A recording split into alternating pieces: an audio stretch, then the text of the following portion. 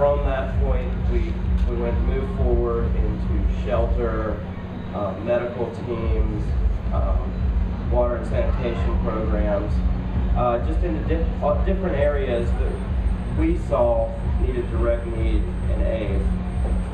But throughout that, we have continued working on some level in City Soleil.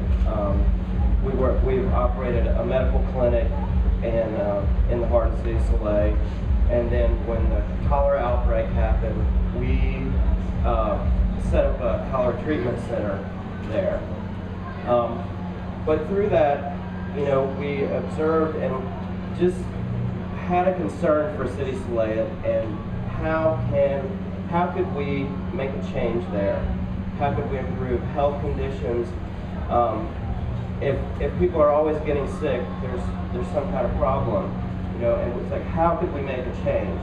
Well, through that, we saw that the canals were clogged, and anytime there was rain, there was flooding in these communities, and we were like, well, what can we do to that?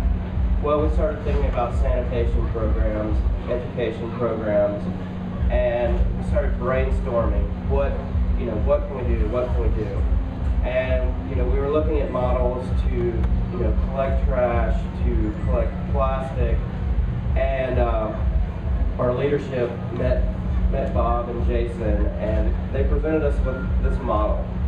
And we looked over it, and we kicked we have an expression on the stage, kick the tires, and we just kept looking at our own possible solutions. And when it came down to it, we could not develop a program for what the package that CSS could give us.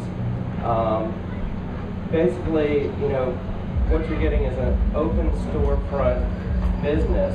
So we're not just creating, something that's going to collect.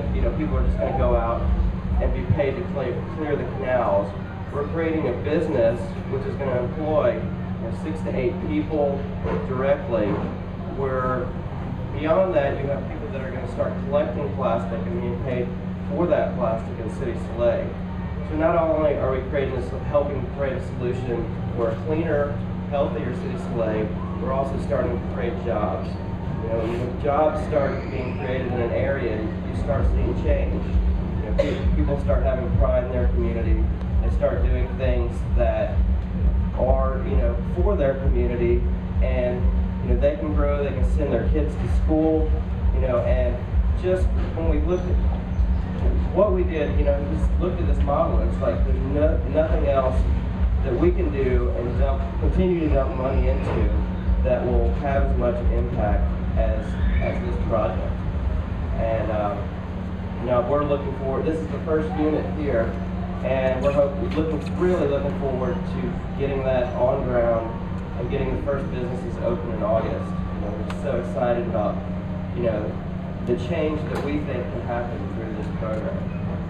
So, hand it back to Bob.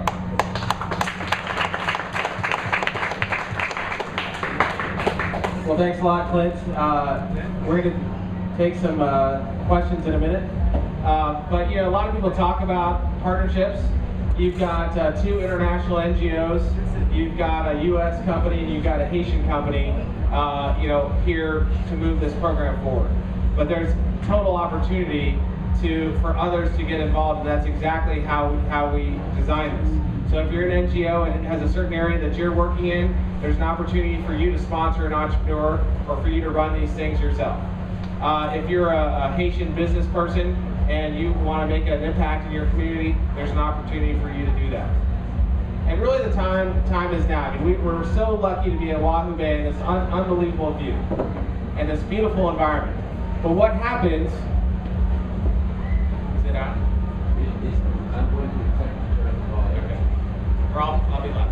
But what happens is that some days during the rains and everything else, all kinds of plastic washes up on this beach. And all throughout Haiti, there's garbage and plastic everywhere. And I know that the Haitians see this and say, we think differently about our country. And how are we going to drive more tourism here, which is one of the pillars to bring Haiti back and to develop it and for what's possible? How are you going to expect to have a lot of tourism here if all this plastic garbage is on the beaches? And so right now there's a stigma about plastic for those that are going into the canals and collecting. It's like, oh, I would never want to do that. I'm just a trash collector then. But what's going to happen with this program, and you're already starting to see it as people are hearing about this program, people are going to start collecting plastic and it's never going to get into the canals. And when you've got someone that can make a middle-class income on collecting plastic and it's no longer going into the canals, it's cleaner plastic that you can just take to these community collection centers, it's going to make a shift. And those that are smart and get into this business early on, before that shift happens in Haiti, you're going to have people knock on your door like, wow, how did you do this and how did this happen? The other thing is, as we know, the government of Haiti is responsible for the overall trash collection. So one of the problems that they have is that if you look at the dumpsters that are all around the country, they're filled with recyclable material. So how can one expect the government to be successful at their job when you have all these materials out there that are recyclable that they're also having to deal with? So the thing is, too, is which I know you all want your government to succeed. You want your new president to succeed. And this is a way to help get those recycled materials out of the waste stream so that people can really then get and collect the garbage that then is left behind. So I'm just really excited about this opportunity. I'm excited for all of you that are here. With that, we're just going to take questions and have you have the opportunity to see what a center actually looks like. Thank you.